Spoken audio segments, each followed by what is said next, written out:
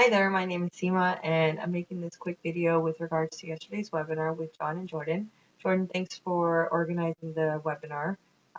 I'm part of your CPI training. I'm still really new to this whole arena, but I'm learning a lot in your course. So thank you for inviting John to share with us what he's doing.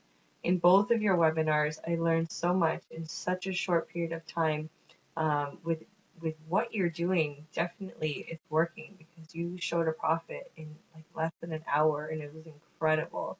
Quite eye-opening to say the least. So I'm so excited to continue on and keep implementing what I'm learning.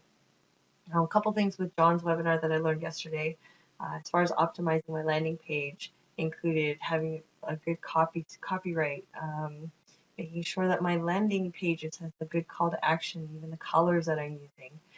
Things like having a geo-targeting with the location, the date, my pop-up scripts, the exit scripts, the countdown timer. That thing really works. I know because I've clicked on advertisements with countdown timers before. Most definitely. Now I get to see the back end of it, and it's all kind of making sense. A couple other things: being responsive with the design, your landing pages, making sure it works on any platform, any device, any orientation.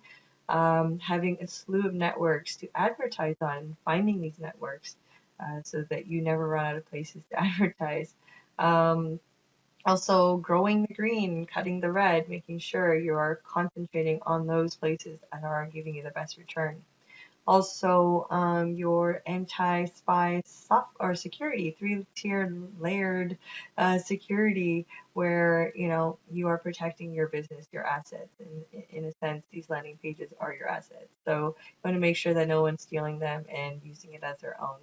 I do plan to implement a lot of these on my landers as they go out, definitely starting with landing page optimization, using some of the tactics that were in John's webinar. So again, I wanted to thank you very much. Looking forward to John's new product, maybe hopefully being a beta tester.